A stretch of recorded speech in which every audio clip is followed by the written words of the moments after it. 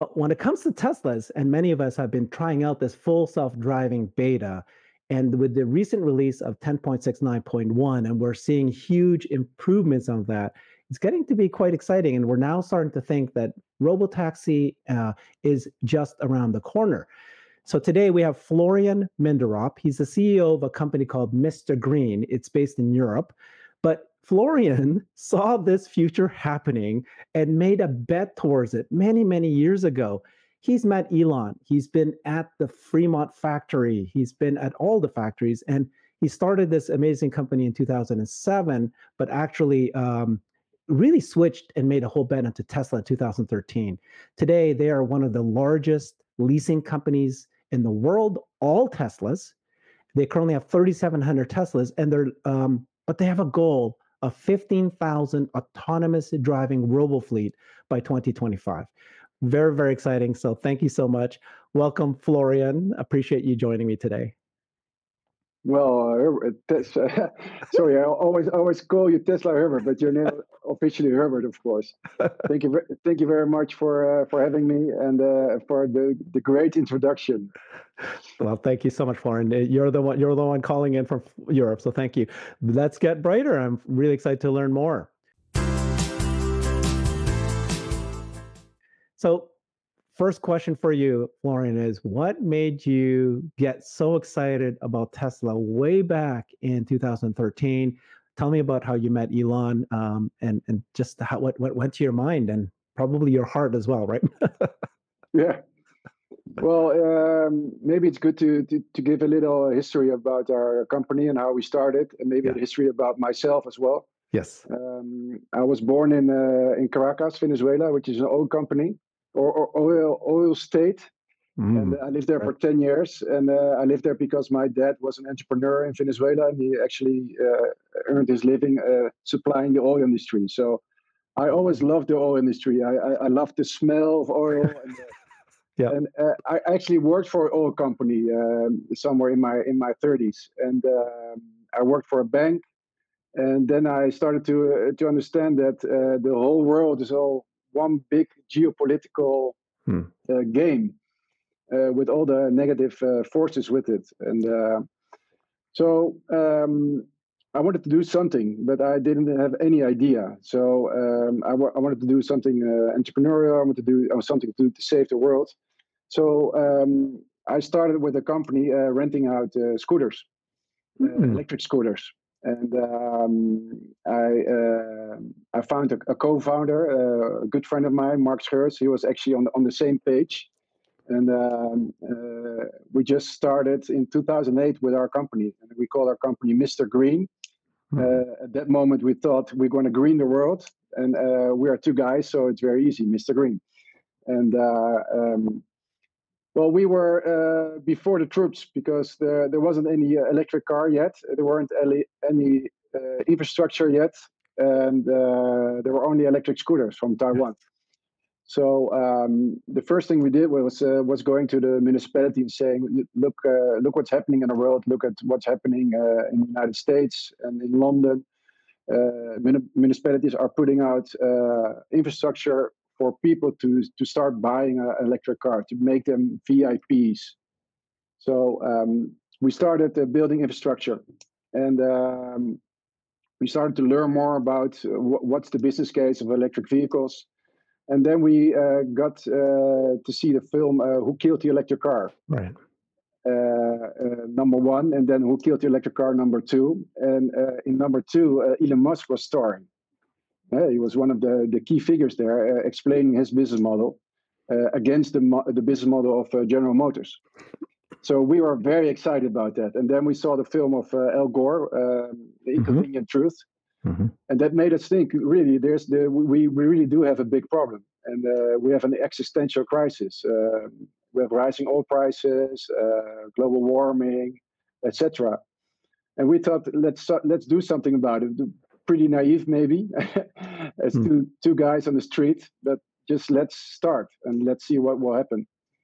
So we started importing electric cars, and we then started to see that the business case for electric cars actually pretty good. That there weren't any cost for gasoline, but also very low maintenance cost, and also that the battery would eventually be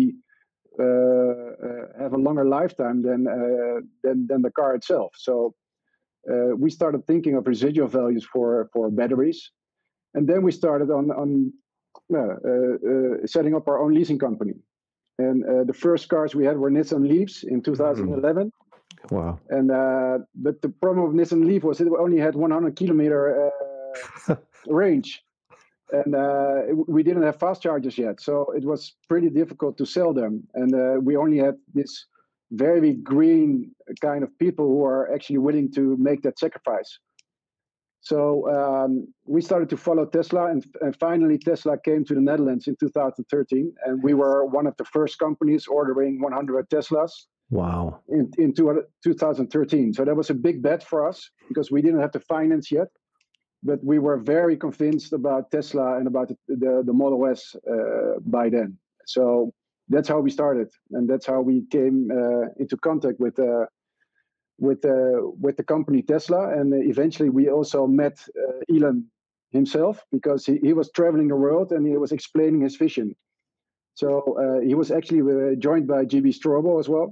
Mm-hmm. And we actually met him in person as well. So and he came to the Netherlands, I think 3 or 4 times. And I think the 4th time he opened the factory in Tilburg, which is in the south of the Netherlands. Mm-hmm. And we were asked by the Dutch Tesla girls and guys to have a chat with Elon. And we were able to ask a question to him as well.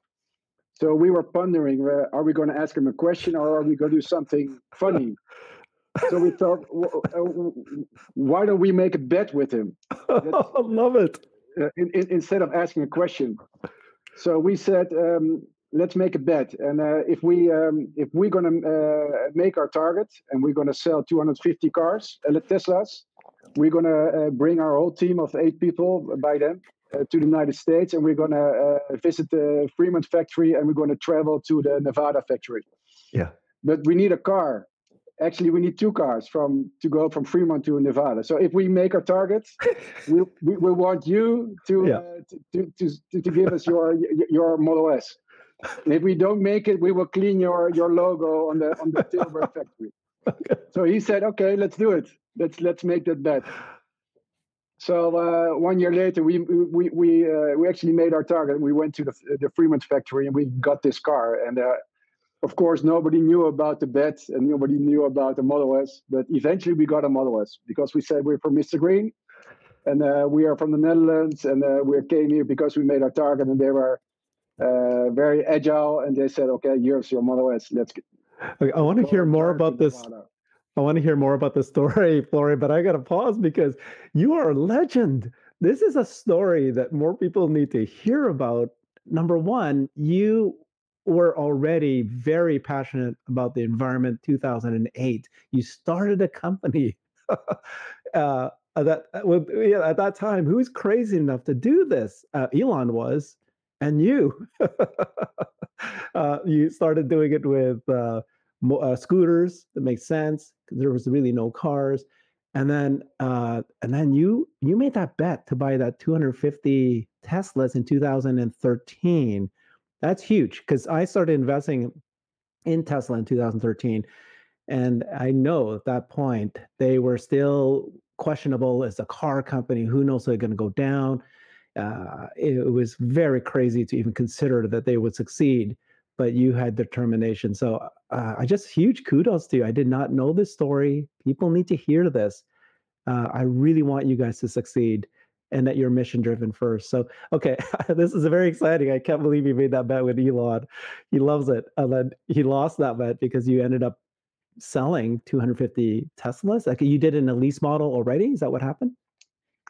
Yeah, so this was around, I think, so we started with buying 100 Teslas in 2013. So I think it was somewhere in 2014 or 2015 that we actually made this bet. So, Yeah, and then what the bet was you would lease these cars to people. You would basically act as their... So maybe I should explain how our business model works. Yeah. We are a leasing company, which means that we are renting out our cars, but not for the short term, but for long term. And it's a full operational lease, which means that we actually, it's kind of a subscription for cars, and we do everything which is around the car. So we buy the cars, we finance the cars, we service the cars, we make sure the cars are insured. And if you need roadside assistance, we also help you with that. We help you with setting up a charging station. We help you get, if there are problems around Tesla service, we can help you get service faster. And we can be like a middleman between the communication between Tesla and the consumer. Okay. So that's in short our model. Yeah, I'm still trying to understand it. So you're saying, are you saying that the people who subscribe to your subscription model, do they end up owning the car at all, or is just really a rental? No. Okay. And so why do people want to do this? Why don't they just decide to buy it? Why don't they just decide to get money to loan it or lease the car? Well, I always give the same example. Why do people buy or rent a home? And it's the same idea. I see. If you buy it, you have all the hassle of having your own asset. And because we have a lot of those assets, we are able to have a team servicing all those issues you have when owning a car. So it's actually quite a hassle to own a car. Yeah. So it's much easier to have a subscription on a car. And I think the whole trend is actually going more into lease/rent/ subscription, and not only for your car, but for all kind of assets that you have in your home or on work. Yeah, I fully believe that Tesla's cars will be a subscription model itself, and you've been doing this since 2012, and you've been learning and all the little ins and outs of how that takes. So let's go back. I didn't want to interrupt your story because so you met Elon, you made the bet.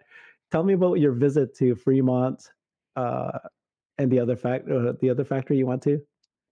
Yeah, it was amazing. We went to the Fremont factory. We had a tour there, so we were able to show our whole team what Tesla is all about. And yeah, that's amazing to see people sitting next to the supply chain, working on their desktops or their laptops, and actually changing stuff while the cars are actually being assembled. So we could show them that Tesla is not pure a car company, but it's much more a software company. Also in building their factory. And we also learned there was like a secret division where the batteries were made, so that we weren't allowed to go there, but they told about it. And they told about the history of the Roadster. And well, it was just a fun drive and a fun way to learn Tesla more. And of course, we went to San Francisco and saw all the Teslas driving around. And then we went to Nevada to visit the Nevada factory. But there wasn't anybody there yet, so we were for a closed fence. We drank a beer and we went back to I believe Lake Tahoe or something, and we had a lot of fun, a lot of adventure. Yeah. And the year after, we actually went to the opening of the Nevada factory, which was amazing to see as well how big the factory was.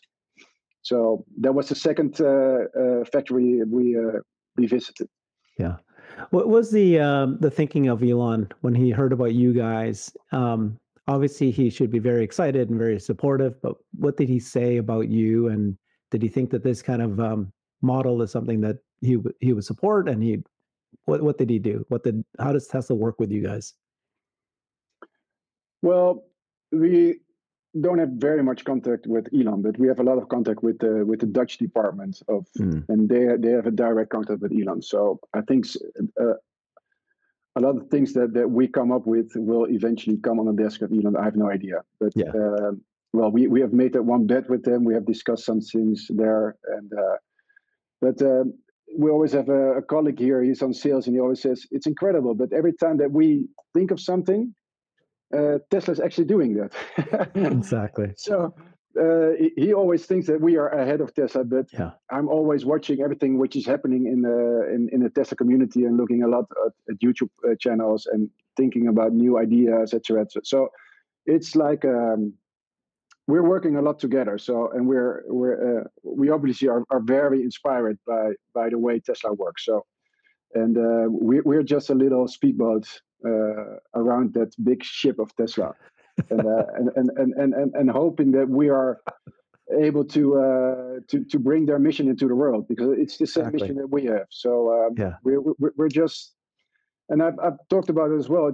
I think that we are also, I think Tesla wants entrepreneurs like we are, and they still look for those kind of entrepreneurs who are actually going to use their technology and their platforms to earn some money as well, and also make their mission feasible.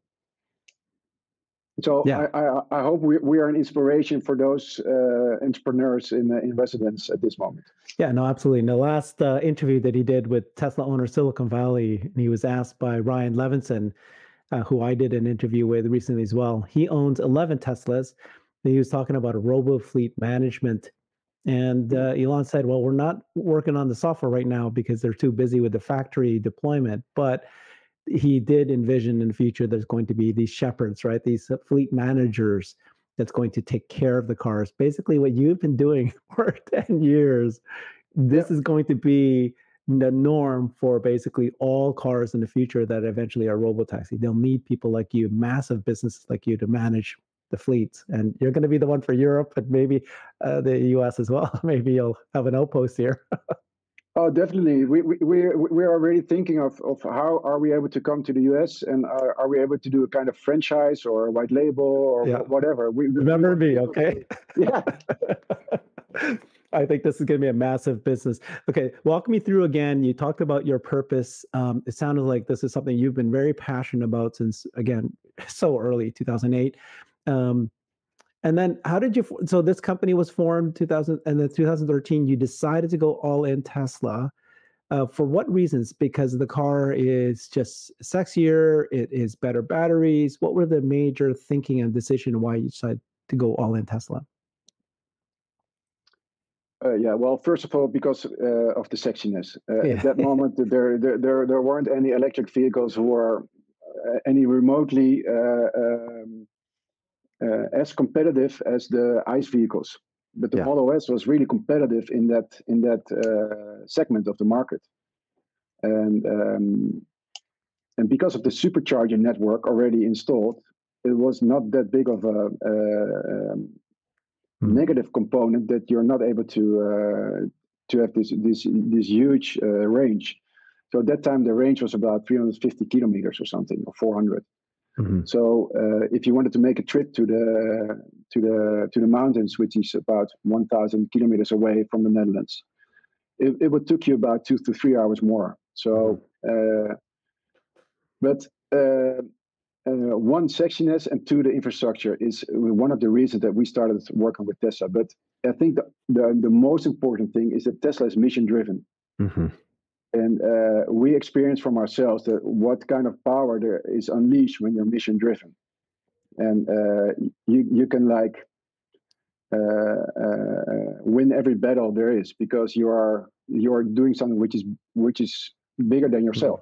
It's not only about you, it's about society, it's about getting the world better. So it's sometimes it's also, it feels like you have the world on your shoulders, so you don't have to.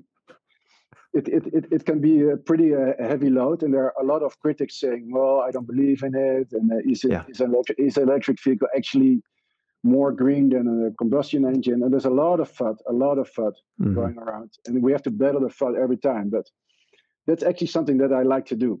I like to talk about people about and giving people hope.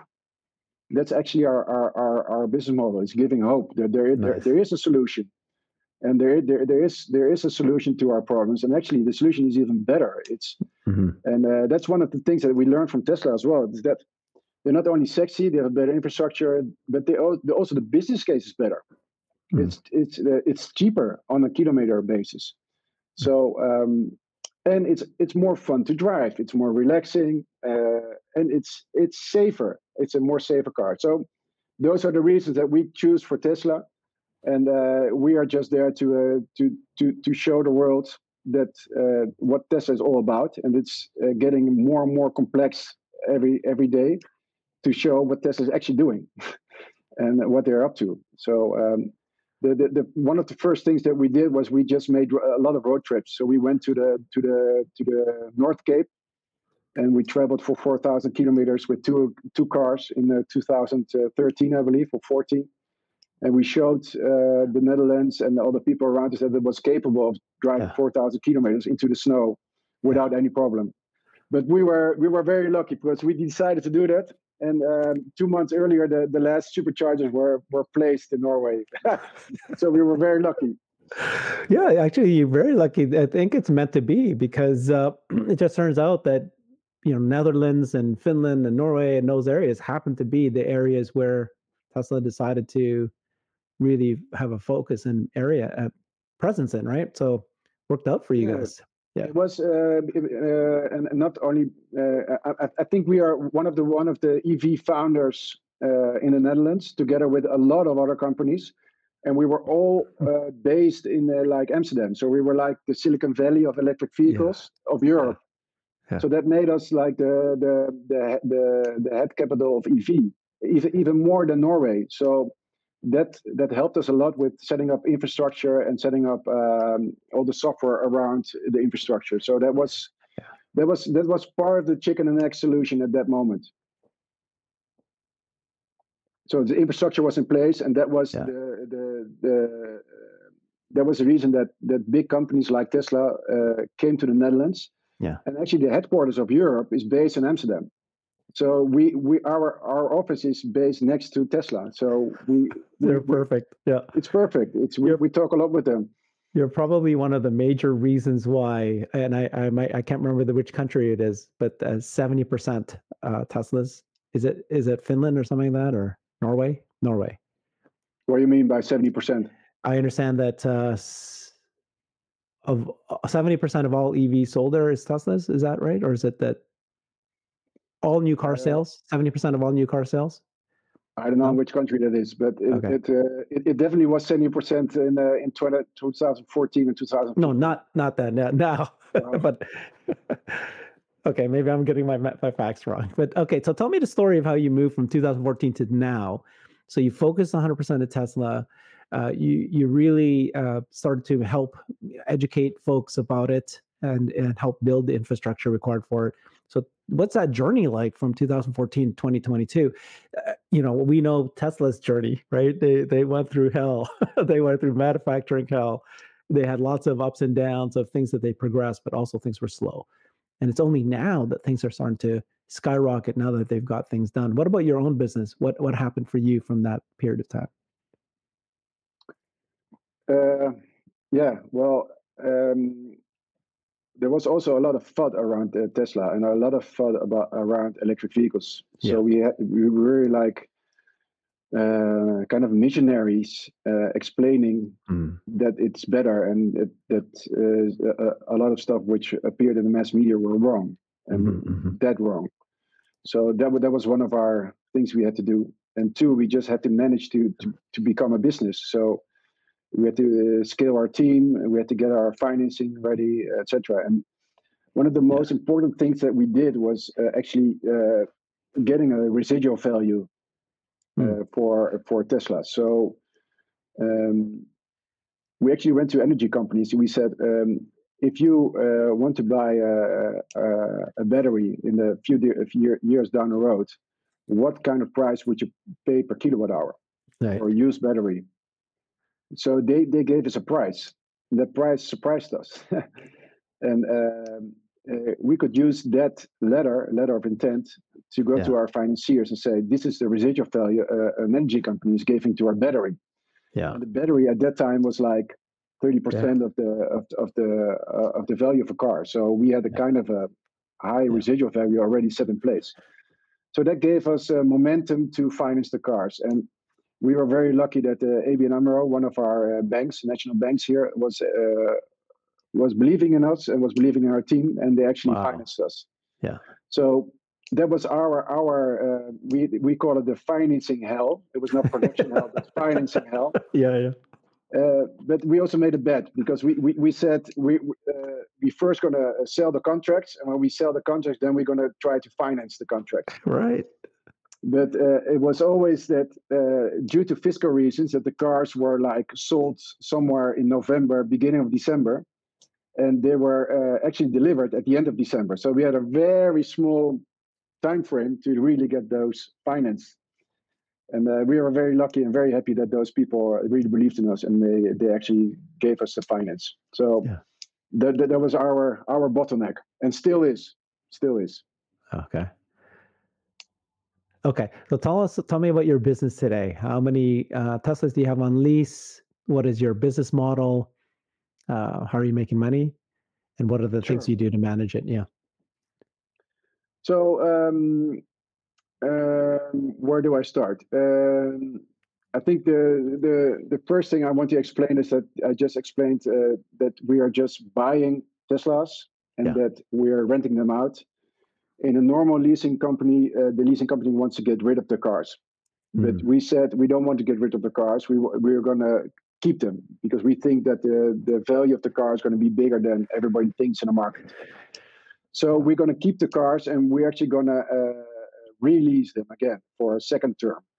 And we are actually doing that a lot at this moment, and people are very eager to lease those, because the cars from 2013 are still very good. Yeah. And they're still very modern, and they still use the same supercharging network, which is perfect, and it's actually increasing. And the software is updating, so the cars are actually getting better every year. And we have them in the books for a lower price, so we are able to actually give them a low leasing price. So that's the first two things that we're doing. What do you think? What's happening with the battery degradation for the cars that are really old, 2013, 15? They're still very good. We have cars in our fleet where we have driven more than 500,000 kilometers, and they're still okay. So I think the degradation is for those batteries are around 90, 88, 87%. Wow. So they're still good. They're still good. And of course, sometimes we have one out of 500, 1 out of 1,000 cars there. The battery dies, but then we have a solution with Tesla, and at this moment there are even other players able to swap the battery. So there's some new business models around that as well. Okay. So that's the installed base that we are creating, and the second thing that we're doing right now is. Because we believe so much in not only 100% electric cars, we are a 100% Tesla company. Yeah. But not only because they make electric cars, but we think Tesla are not cars; they are actually robots, and they will become robots, and they will be awake when the software updates. And so we have like a sleeping Robofleet, and it will awake somewhere this century. And if they are awake, they suddenly are self-driving autonomous cars. Yeah. So what we're trying to explain to people right now is that it's not only about going electric, but also having the opportunity to buy the FSD.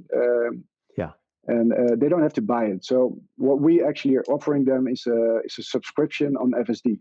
Uh-huh. And we started with that somewhere in 2019, and people were very skeptic, and we were also very skeptic. We said it's expensive, the functionality is not very good, and it still isn't really good. It's still we call it FSD Alpha version. It's the beta minus kind of version. Yeah. But we're seeing what the incremental steps Tesla is making, and making FSD beta better. So we are very anxious to bring FSD beta to the Netherlands, and we're waiting for that. But we're already offering them a subscription, and we started with offering FSD beta or FSD alpha at €0, and making people get acquainted with learning how to drive with an AI system. Well, So so to be clear though, right, the FSD beta is not in Europe right now. So I think you're referring to autopilot on the highways, or no, Autopilot is also free here. correct? They have like an FSD package which you Uh-huh. can buy for €7,000, which is a Yes. lot less than $12,000. Hmm. Um, but the functionality is squeezed. So one reason is regulatory reasons, but the second reason is that we don't have FSD beta yet. Yes. So we have the old FSD version. So it's not the enhanced autopilot, but it's the FSD package which you guys in US had like 1 year ago. Hmm. Okay. Uh, wow. Okay. Yeah. Yeah. I want to jump into, we can go ahead and jump into FSD and this whole bet that you're making. I just love it, but I can't get off the fact that, the cars that you're buying, that you're now leasing and renting to other people on a subscription basis, but they could possibly last forever. A lot longer life cycle than we normally expect the car to exist. And here you've got 2013 cars still on the fleet and still managing and renting it out. And the ones you're buying now, they can probably last 10, 20 plus years probably. And then as the features get added, right? It's one of the few cars where it just keeps getting better and better over months as the software updates, plus the appreciation of FSD as that gets better. But I'm struck by having a business that is very expensive because these cars are $50,000, $70,000 US dollars. But at the same time, it really doesn't cost you a lot of money, because if you decide to sell these cars, you'd still make, right? Uh, the depreciation is not as much as you'd expect it to be, correct? Yeah, we always had that insight or that vision that the residual value should be bigger than the residual value of an ICE car. Yeah. So I think a normal ICE car depreciates about 50% a year. Mm-hmm, mm-hmm. And we already said, well, we believe it's going to be better than 15%. So it's going to be around 10%. Yeah. But our financier said, well, we don't believe that. We think it's going to be about 20% instead of 15%. So the normal dynamics of an electric vehicle already are better than an ICE vehicle. So there's less maintenance, there's less gasoline. So the residual value of a car is higher. So that's reason number one. But reason number two is that we are in a very strange kind of market dynamics where the demand is far bigger than the supply of cars. So wow. if demand is bigger than supply, the residual value will also get a kicker and go higher. And the third thing that we believe in is that due to FSD, the car will get better. Yeah. And due to software updates already, but due to FSD, the car will get better and better. And because it gets better, the price of FSD is also going to get higher. So we think the residual value at this moment, with the current functionalities, the residual value is still low. But if the software gets better, the residual value will increase as well. So that's the bet that we're making. And the fourth item of our bet that we're making is that if the software is ready, you are able to put your car into a fleet and actually make the car make money for you. What Elon explained on AI Day #1, or what was it? AI Day 1. Yeah. Yeah. So and that's something that we believe in, and we are actually making a business model around. So we are trying to help our customers to think like this as well, and make them learn that FSD is actually better than a human driver already, and it's not better than 100% self-driving right now, but it's getting better. Yeah. And it just takes time. But I'm already convinced that if you give somebody FSD and you take it away a year later, that people will scream, no, give it back to me. I will pay you 20, 30 euros. No worries. I will have it. So it's kind of a latent. How do you call it in English? It's people don't see it yet and they don't feel it yet. But if they have experienced it, they will change their mind. They don't want to get rid of it anymore. Of your fleet that you have currently today that you own, all the Teslas, what percentage of it is you've got FSD package in it? Did I hear? Did you read somewhere 15%? We have FSD package. Sorry, what's your question? Of the fleet that you own, what percentage of that fleet has FSD in it, or you bought the FSD?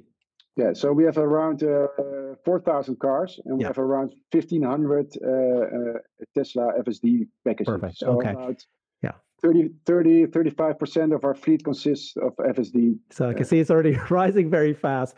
Are you selling some of your fleets when they get, are you selling them and then buying new Teslas always and replacing it? Or are you just trying to hold on to everything you have and keep buying as much as you can now? Yeah, our strategy is buy and hold. I love it. Yep. Oh, God. And so your goal was 15,000 robotaxis by 2025. Do you think that's still on track, or is it all based on, the progress of Teslas?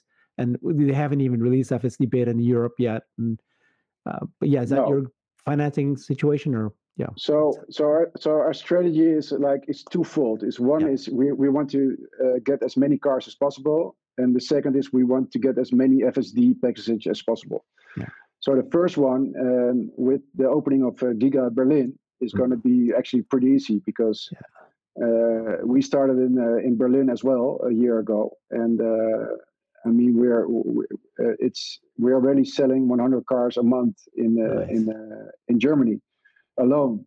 So I think with the run rate of 5,000 production Teslas at Giga Berlin end of December, and speeding up to a 10,000 cars a week production rate somewhere in July 2023, I think we will be on a 500,000 car production rate somewhere end of 23, beginning 24. Right. So we always had this ratio. I know you're the milestone guy, so that's why I wanted to share it with you as well. Yeah. We always had a ratio of every car which is produced at Tesla, every 400 cars, we buy one of them. Okay. Wow. So every 400 car produced, one is bought by MisterGreen. At this moment, we are at one at 1,000. So we're actually lagging our key performance indicator. Yeah. But in FSD, we are already on one at 400 still going. So I think worldwide there are 500,000 FSD contracts sold at this moment. Yes. And we have about 1,250, 1,500. So we're at still one on 400 on that part, on the second part, on the FSD part. So I think 15,000 cars in 2025 is reasonable for us. Yeah. And I hope that in 2025 that our take rate of FSD is going to be 100%. So our fleet will consist of about 100% FSD as well. Okay, well, Florian, I just love you so much, man, because you have guts. You have guts, and you have put your business focus on this. You have vision. I think you're going to be very rich. I'm very supportive. I want you to succeed, and I think you're going to succeed. But it just takes guts, because obviously there's all these other side of the fence here. People are saying that FSD is never going to happen in their lifetime. It's going to take forever. But on the other side, what you just said is probably very true, that it's this thing where when it improves, like we saw potential, it was a major leap with 10.69.1. And if you have knowledge that, FSD is a neural net that's learning, as you kind of indicated earlier, it's going to come alive at some point because it's exponential curve. But when that happens, a certain moment, and it can happen quicker than we realize, then it'll become 100% take rate, like you just said. So it might be slow. You need to survive. And the beauty of your business is that you've got a business model that succeeds and already successful, regardless of when FSD comes. But when it does, you guys are well set with thousands and thousands of Robofleets. You're going to probably take over Europe. Oh my! I mean it. It's like, yeah. That's the thing. I think that Tesla is like underselling FSD at this moment. Okay, explain that. Explain that. What do you mean by underselling FSD? I think they don't want everybody to have FSD at this moment. Okay, I think why? they're focusing on making the product good and very good, and then they're going to sell the FSD. And Gotcha. We are actually trying to sell as many FSD as possible, and even with very low effort, we are already on a take rate of 35%. Yeah. So if we are already able to sell 35%, can you imagine what Tesla can do if they really want? Yeah. So, I think at the take rate they have right now of 10%, 15%, that's just because FSD beta is not out yet in the whole world. It's just because there are just 100,000 FSD beta users at this moment. But if FSD beta wide release is actually coming this year, or maybe beginning of next year, we will see a significant rollout and a huge uptake and an uptake ratio. That's something I'm convinced about. And I'm driving FSD here in the Netherlands already, and I don't want to get I don't want somebody getting my FSD away from me. I'm already hooked, if you understand what I mean. Yeah. We're actually making a commercial around that. That somebody is driving, and he's sitting at the signs of the street. What's it called again? The stop signs. Yeah. And he's actually getting his phone to use his phone, and he only has to tap to get through the green light. So that's just 1 minute of time, but that's the 1 minute of time you can use your TikTok, and you don't want that 1 minute of TikTok time get away from you. You understand what I mean? Yeah. So, and that's a silly example, but you can make a lot of examples about what is time actually valued. And I think ARK Invest made that a very, very nice business case around it. It's actually valued around 5 to 6 euros or dollars an hour, and even more. So FSD at this moment, it only costs you 5 euros a day.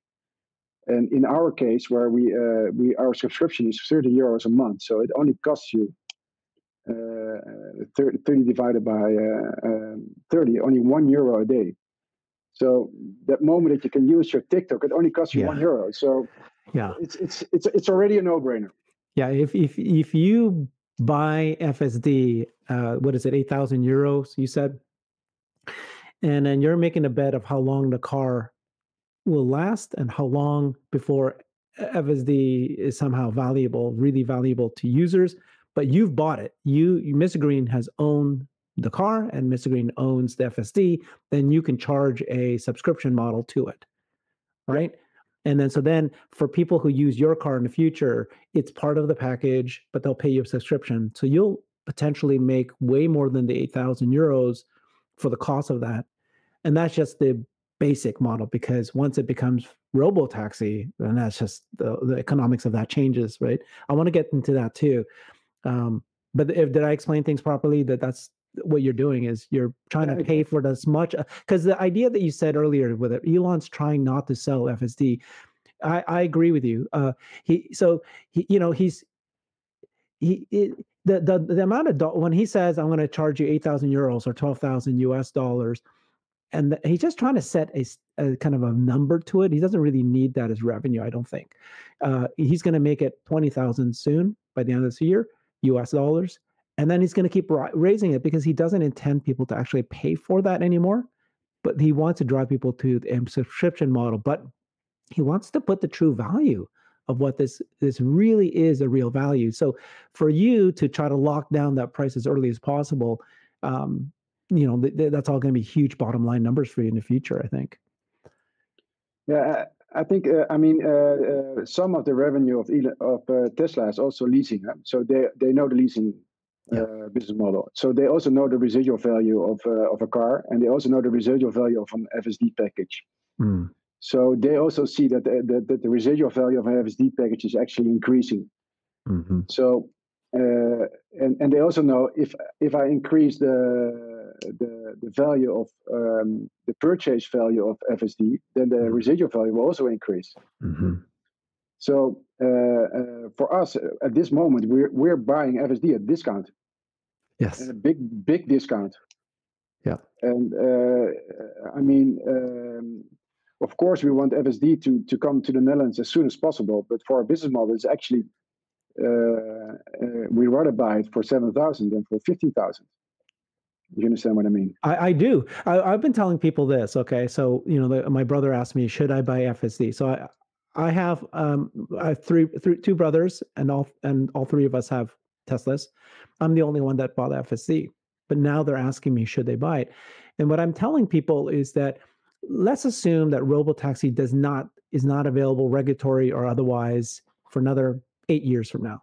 10 years from now. Okay, I'll give you that. Okay, because you're telling me that you're being conservative. You don't think it'll ever happen. Too many edge cases to fix before. Okay, let's assume it's 8 years from now. I'll give you that.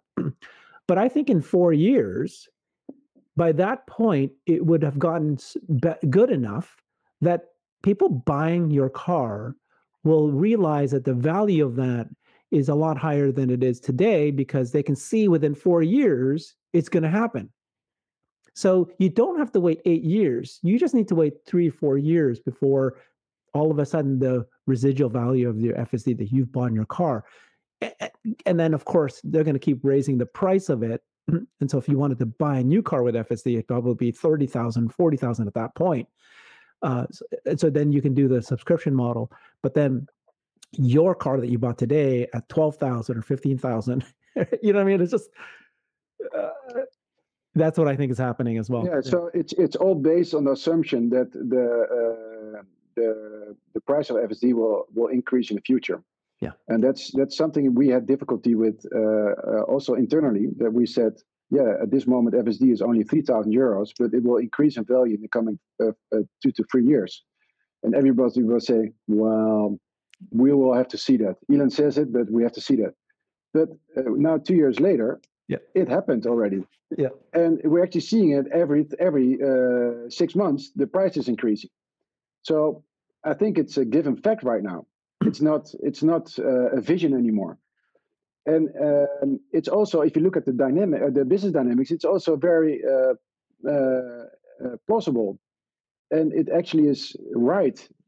I think the software will eventually be of more value than the hardware.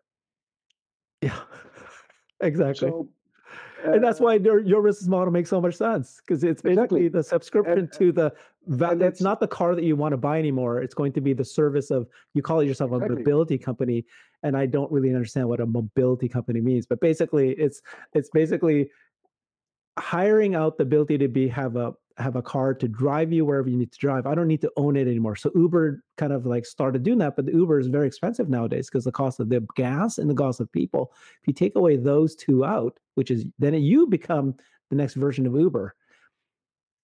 Yeah, and I mean, we've been dreaming and getting inspired by all kind of people, but eventually, at this moment, you need mobility to get somewhere. Yeah. To get to the pub or to get to your office, to whatever.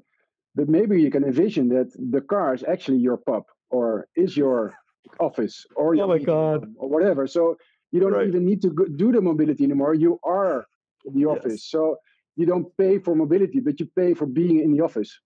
So there's going to be totally different value proposition and price. So you don't even look at the cost, but you only look at the value which is proposed to you. You're brilliant. You can become the aftermarket, like you would take a Tesla and then you would put all things in it. Do you want this to be a party room for a 13-year-old birthday party? Or do you want this to be a conference room for an executive meeting? And then you would put all the proper aftermarket additions to it to configure it to whatever you need. Yeah. I mean, that's amazing, isn't it? I mean, that's also adding value to society as well. Yeah. I mean, that's gonna change a lot of business models. I actually I don't laugh at this idea because I'm actually doing it now. Like I find myself, like when I'm waiting because I go to some office and I have to wait in the lobby. Instead of waiting in the lobby, I go back to my car and I wait in the car, which is weird because I prefer to be in my car because I've got the proper temperature. Then I've got the games. I play all Sudoku. I play all these games, and I just relax. I'm listening to my music. Why would I want to sit in a lobby? And so I just say, I'm going to go back in my car. Okay, just call me when I'm ready. Yeah, love it. Yeah. Tell me about the Robotaxi business model. This is very, very exciting. And I know that. So the argument that I've been having with a bunch of folks is that I believe that Tesla will stop selling cars to consumers. And it may not be 100%. It probably be like, instead of right now, they're selling 100% of their cars to consumers. It'll probably be 15% they'll sell to consumers. 85% they'll keep themselves.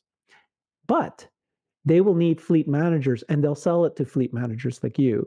And they'll need fleet managers to do all of the things to help make sure that business works.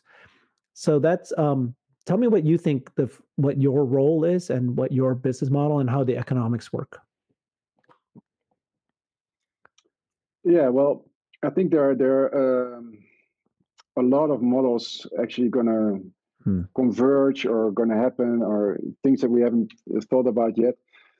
But for us, it's going to be at this moment we can become either an operator that you referred to in the beginning, or we can become the Robotaxi as a service company. So we actually do everything we do for our clients right now, but then our clients are not just people, one person in one car, but our clients are the operators. So they operate the taxi car, but they don't want all the hassle of buying, financing, etc. And that's something that we do. So we could stay in that business and just expand that and do it through franchise or white label or whatever. Or we could become an operator, or we could just sell our whole fleet and do something totally different. Yeah. And start a leasing company for Optimus, or I have no idea. Oh my God. and maybe we can do it all together. And we can start building Musk cities everywhere. So no, it's I think we're still on the very, very, very beginning of a lot of possibilities and a lot of chances. And I think I don't know who said it, but how big are the problem, how big are the opportunity? And I think the problem is very big. I mean, rising oil prices, global warming, energy scarcity. Those are the three biggest problems at this moment. So there's a lot of opportunity there. Yeah. And we're not even talking about. I mean, we're only talking about the car part at this moment. But what about all the energy part and the AI part and the Optimus part, which is actually in the future, which is pretty near, I believe. It's not very far away. It's somewhere this decade. So I hope that we are able to be fast enough, if you understand what I mean. Yeah, it's your vision. It's blowing my mind. Your vision is as big as Elon's and Tesla's, and you're not restricting yourself to just Robotaxi, which by itself is already a massive, massive goal. Can we just go back to that quickly? Do you have? Did you not? I see a slide where you actually had the economics of Robotaxi. Do you want to walk us through that, maybe? Help me. Which slide was that? It was one of the last slides in one of your decks. I thought I saw.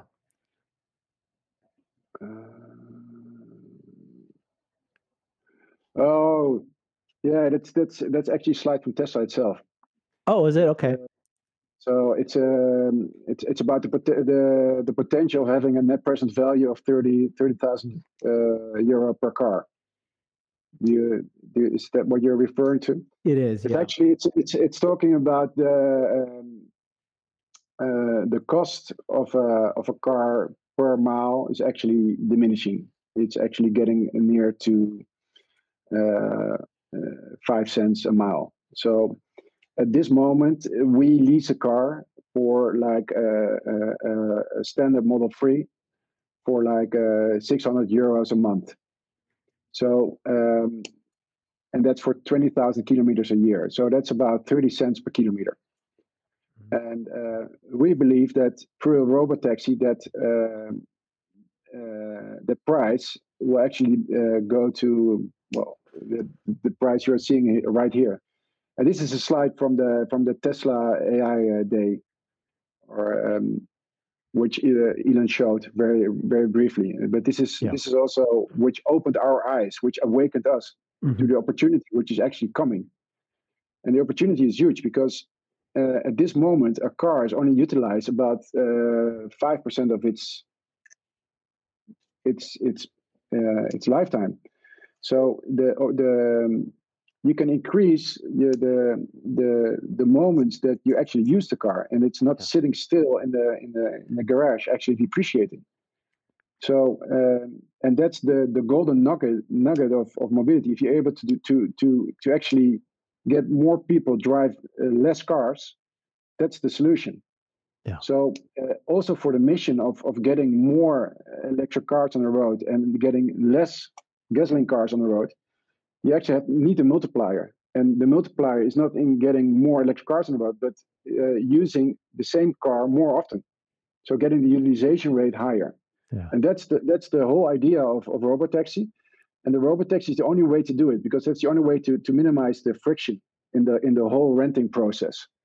Because we rented our cars through the equivalent of Turo in the US, here in the Netherlands, and I earned like €3,000 a month on my Model S. Wow. Which is like 5 times more than the €600 I would earn if I just leased it. Yeah. But I had a lot of friction, and it took me a lot of time. So I had a second job of renting out my car, and it took me like 30 to 40 hours a month to actually rent a car. But if I can do it without friction, without consuming time of myself, it's a no-brainer, and it's very, very lucrative. So either the price is going down, or you're getting a lot of margin. That's the dynamic. Yeah, and you're going to be that the service that's going to help people reduce that friction. You guys will take care of all that work. Yeah, I see the slide. It says 90,000 miles per year. That is amazing. That's almost like the life of a car in the first place. But then the vehicle longevity is 11 years. That's, it's crazy. So this is a slide from Tesla itself, and they said somewhere down the road we're going to have a 1,000,000-mile battery. Right. So I think with the 4680 cells, we're going to see 1 million battery, 1,000,000-mile battery. So that's the lifetime of the battery. Yeah. And if you can swap the battery, then you can even go further. But let's suppose this is the assumption, and then you can make $30,000 profit of a Robotaxi per car, which is per year. Per year, exactly. So what's going to be the value of the car? So it's not the hardware which is going to make the value. No, it's the software which is going to make the value. So I understand why Elon is saying if the software is ready, it will probably cost you around $100,000, because you're gonna have an earn back period of 3 years. Yeah. So, but this is of course only in the first years, I believe. But we will see what happens. We will see how fast the competition will be and how fast everybody else is going to do this. And yeah, this is in the most rosy scenario where everything is going to be right and the regulators are going to approve it, etc. Okay, well, let's talk about that. So regulatory approval for this in Europe specifically, not just Europe, I guess, everywhere. What's your thinking of how difficult that might be? Have you heard if anything is on the horizon? What's your thoughts about that? Well, I think it's definitely a hurdle, and it's something that is I think Tesla is working really, really, really hard on. and I think they need a lot of data to make the regulatory system look at it and give them the approval. But I think it's gonna at this moment we have the idea that regulatory approval is the thing that's going to slow everything, but maybe it's going to turn around. So maybe governments are going to say, hey, what if it's true and the data is actually saying that it's better and it's safer than humans? Then actually, if we don't do it right now and we don't give approval, we're going to be behind, and we're not going to be able to offer our society the benefits of a self-driving car. Mm-hmm. So I think there already are some states in the US thinking like this. Mm-hmm. And I also think China's thinking like this, and Singapore's thinking like this. And I really do believe that some municipalities are looking at this from this perspective, also in the Netherlands. And of course, the Netherlands is part of the EU, so the EU has to make a decision about it, and that's also a very bureaucratic kind of system. So we will have to see. We will have to see what happens. That's the only thing I can say about it. And, Elon has reiterated that he is saying it will be approved in the end of 2022. So he just said it last week as well in Norway. So he said it on the earnings call. He said it on the opening of the Berlin factory. He said it on the opening of the Texas factory. So I think he's no, I think what he's saying, I think, is just FSD beta is going to be wide release, meaning that anybody who decides to buy FSD beta, they don't have to do a safety score. They can turn it on and they can do it. It's still human powered FSD beta and no regulatory approval required. We do need to point out that, knock on wood, but currently NHTSA, TSA, which is the government agency regulating transportation in the U.S., they have not yet, knock on wood, put any restrictions on FSD beta. And with 200,000 beta users today, so you have to ask, well, it's likely because they're already seeing data to show that it's safer today than a human. If it was causing lots of accidents, they would have acted sooner. And then, so that's one, who knows if that's true or not, or whether it's a question about. But I think your point about China makes sense because they are approving Robotaxi, and there's cities in China that's already been approved to do, geofenced Robotaxi, just like we have in Chandler or San Francisco. And so this notion that the cities the regulatory approval would actually be, a red tape that can never be hurdled, could be the opposite. It could be that, in fact, cities are vying to be the first to be able to offer this for all the huge benefits to society and their city themselves. They're all trying to reduce transportation buses. I don't know if robotaxis, some people think that it's actually going to increase traffic, but if they can reduce the cost for people to travel, then that's something that they'd want to do as long as it's proven to be safe. So it can go, who knows what's going to happen in regulatory approval. But FSD coming to Europe is coming, right? He in that one, I know that he has said, Elon has said it's coming soon. That was what I was referring to. Sorry, I wasn't referring to Robotaxi, but I was referring to the FSD wide release. And that it'll be they've released it in Canada, right? So second country, and then the next one is Europe. Do you know which country they might go for? Or because I know that each country is very different, right? They can't just say it's going to work in Germany, it's going to work in Netherlands. I have no idea. Mm-hmm. I hope the Netherlands. But yes. No, well, it could be, right? Because that's where they are. Yeah. What's your? I mean, like, if you had no guess, but which road system is easier for the Robotaxi to figure out, learn from? Which is more complicated? I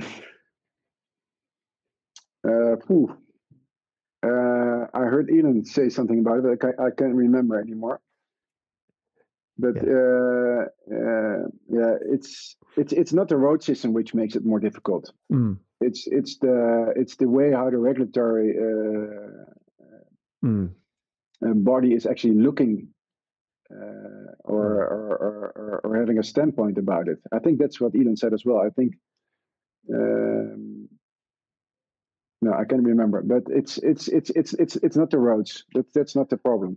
Oh, interesting. But I don't think so. I think it's more the way they look at the problem. Mm-hmm. Gotcha. So yeah, we'll never know. Hopefully, it comes out to you at the Netherlands first. Yeah. Yeah. I guess it doesn't matter to you because you are in all those many countries in Europe right now. It doesn't matter. It doesn't matter for us. That's what I said before. Our number one goal is getting as much cars as possible. Yeah. And we are very, very hopeful that Tesla is going to manage this, and this is actually going to work within a few years. Yeah. And maybe in a few months. We hope in a few months, but it doesn't matter if it takes 1 year more. Then maybe we're even more ready as MisterGreen. Yeah. So and I think for Tesla it also doesn't really matter that much, because they first want to get the product right. They want to get that Tesla to be the FSD to be really, really good. And that's the moment they will actually go wide. But and that's something that's intriguing me, because if they are thinking like that, why is Elon already saying that we are going to do the right release? So he's probably already seeing that the product is really, really, really, really good. Yeah.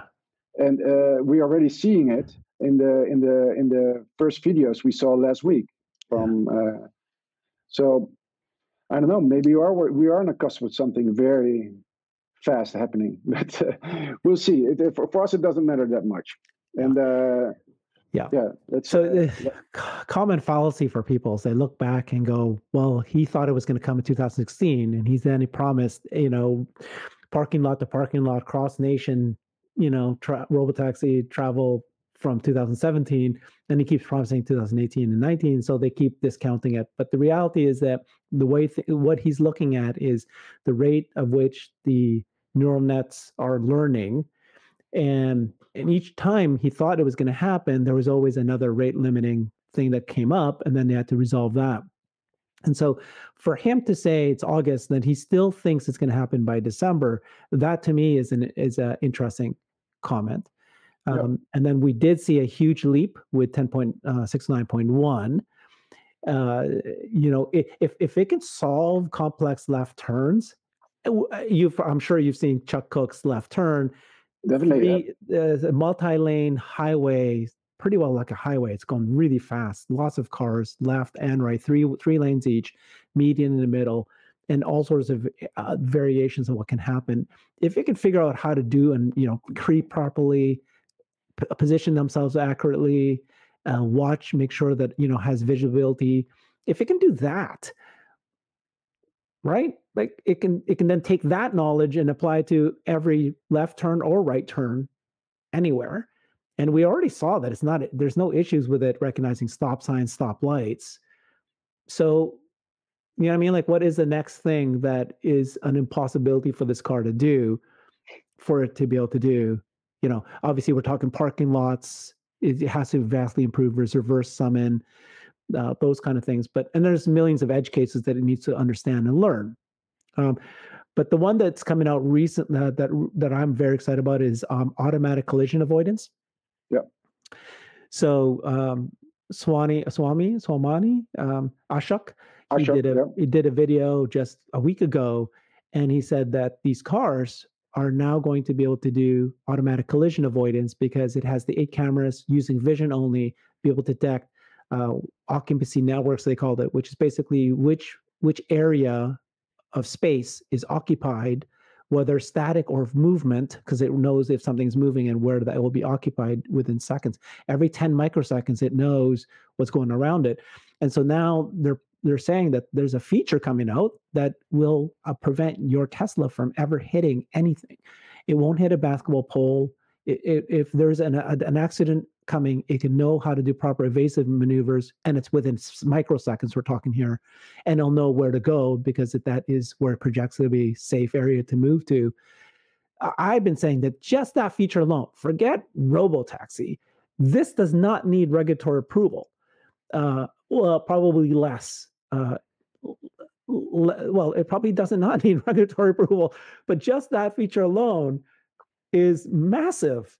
I mean, if you're trying to lease a car to people, I would lease the car that is not going to get into an accident, or less likely to ever hit a person and kill somebody or whatever it is. So. Oh, I'm so happy that you bring this up, because that's one of the reasons that we're actually also only doing Teslas, because it's going to be the safest car in the world. Right. And I think that's their second mission. Their first mission is to accelerate the electric transport, but the second mission is to actually diminish the accidents happening, and actually diminishing the number of people who are actually getting hit by a car. Yeah. So and even in our business model, we can say that we are a leasing company which has the most safest fleet on earth. Exactly. So that's very interesting for our clients.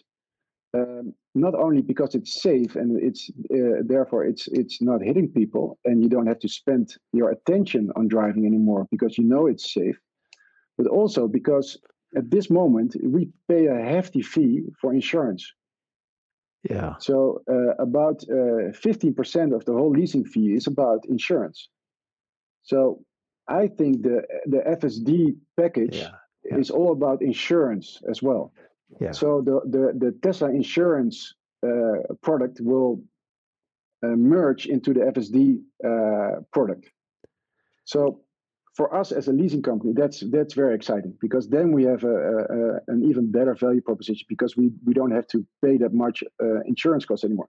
And actually, the highest rate of collisions is around parking. So I think about 80% of our damage occurs during parking, not on the highway or on normal streets or whatever. It's in those moments that you think, oh, I'm finally there, or I have to start. That's the moment that it happens, and where the most damage happens. So that's going to be an amazing feature, which indeed it doesn't need regulatory approval. So yeah, we're very excited about that one. That's going to be huge. So I saw that you actually create software, an app. You have an app, correct? Yeah.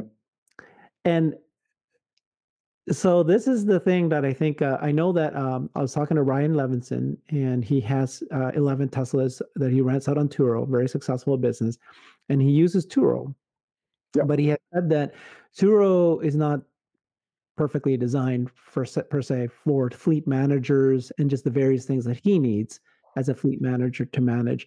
And you guys are doing this. You've got your app that you can not only, as I'm assuming it's consumer facing, but it's also something that you as a company is using to evaluate and tracking, monitoring your vehicles, correct? Yep. So yep, go ahead. Tell me more about that, because I think this is the secret sauce that Tesla may do it themselves in the future, but they may also just, company like you comes out with something like this, and then you can license this to franchises all around the world, basically, because this is the reason I bring it up is that you're one of, if not the only company that has 10 years of experience of leasing cars like this. And Ryan was saying that there's just so many little tiny things that you wouldn't have thought of unless you've had the experience of renting cars out to people already. So tell me about what your app does and your thoughts on this. Yeah. Well, we started thinking of, okay, what is the whole customer journey about? And we just looked at the customer journey, and we said, oh, there's a lot of paperwork involved. Yeah. So we managed to get our contract from like 40 pages to like 1 page. So make it very, very simple. And then we said we want to give people the opportunity to order their car and lease the car or rent their car from their mobile phone. Yeah. Within 1 minute, without all the paperwork. And that's what we started doing. So that's the first step that we accomplish right now, and that's why we're very eager to really expand that product, because we already made it. So The second thing we wanted to do is how are we able to, during the rental period, going to manage all the questions which are coming into our company and all the nitty little details which involved and which happened. So we thought, let's make that digital as well, and that's still something that we're working on. And of course, that's going to be a very interesting feature and that's why we think also that there's an opportunity to be like a Robotaxi as a service company, because this is the background of this is not sexy part. You don't want to get involved in this nitty gritty, and it doesn't work with, well, maybe for Ryan it works with 10 cars, but it's actually much easier if you have 1,000 cars or 10,000 or 100,000. It's much easier to do that because then all the processes are digitized. And you can extrapolate that to a lot of different clients for a very small amount of fee. So that's our strategy at this moment. And the third thing is, if you have all these things in place, then you can also eventually share the car. So, but I do think that Tesla's going to make an app where they're going to share the car. So that's not something. So I don't know where we're going to meet, but maybe that's going to be two different apps. But we'll see. I don't think they're going to do it. I think they're going to create a car sharing app, but you heard him already say that he does see a role for what he calls shepherds, shepherding the sheep that's out there. And that's what you're doing, fleet management. I think they're going to partner with large fleet managers like you. I think this app that you're talking about is the secret sauce. It's a thing that you can resell, you can own yourself, and whether people buy the car themselves or you own the car or car sharing, whatever model it is. Well, we want to empower people to start their own renting company. There you go. So, and we want to empower people to earn money on this appreciating asset. So I think Robotaxis will eventually be financed or owned by the people. So the people are going to earn money with that, and not and also Tesla, of course. But there's a lot of places in the world where people can just make a business out of this. Oh, Florian, I'm excited for you, man. I'd love to be in your product management team because I'll be thinking, okay, so I'm managing a fleet of cars, but very soon I'm going to have to manage a fleet of bots. So what features do I need to have in my app to, to manage a bot? Yeah, that's so exciting. I can't wait for AI Day 2 to learn more about that, because I think that's going to be huge. It's so exciting to think about that future. I think it's going to be big. I'm very, very excited about AI Day 2, which is 30 days from now. Yeah, and I always tell to people, we're not in a car business. We are in the robot business, and our robot has 4 wheels. That's the only difference. And there will be a time that the robot will be on 2 legs, but that's the only difference.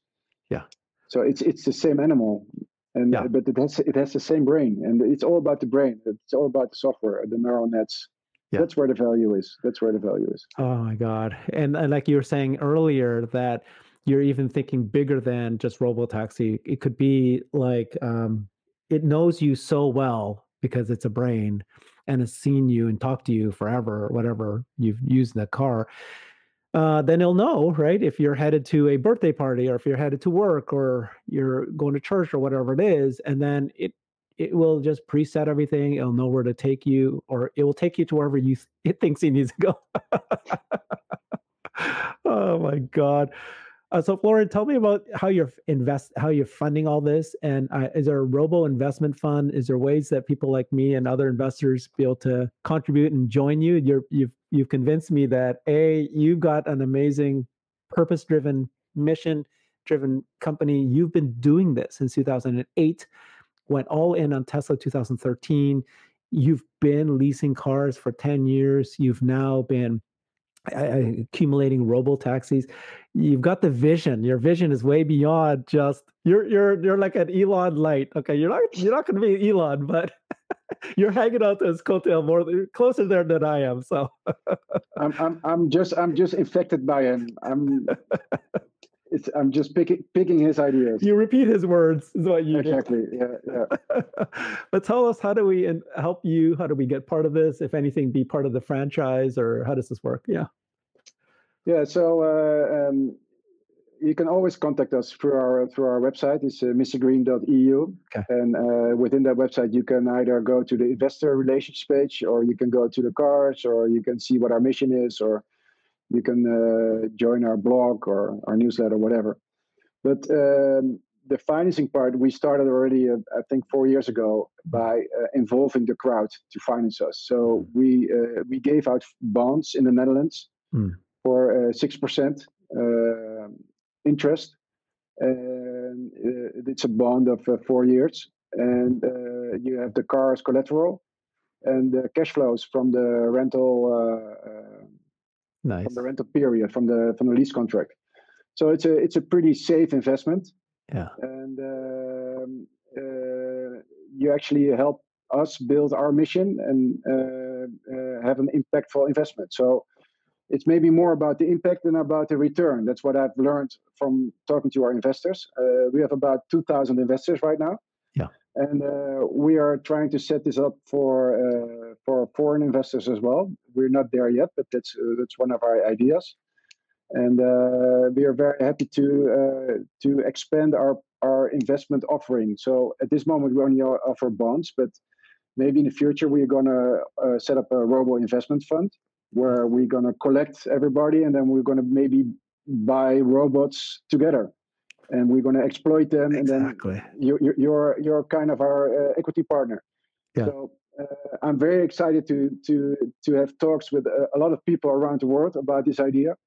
And I'm getting a lot of good feedback. So hopefully we're going to set it up pretty soon. And well, keep you informed, of course, when this happens. Okay. Very, very powerful. I'm so glad I had a chance to get to know you better, Florian, and get to know MisterGreen better. Everybody, please follow Florian on Twitter at MisterGreenEV. This is a story that has been around for a while, but this is the years when it's about to go, exponentially growth for you, and you're set up. You're well organized. It sounds great. I love the business. I think it's the future. I want to support it. I think we all need to support you. You have a role. You have a role to support Tesla as well. So, Florian, pleasure meeting you. Thank you for your time. I promise people that they get brighter every time they watch this, and I bring on people like you, and it's just you're brilliant. So thank you, and you're inspirational to me too. So thank you very much, Florian. Well, thank you very much for having me. And if people have any questions, they can always tweet me, or we're very happy to share our deck and our vision. So thank you very much for giving me the opportunity to explain our idea.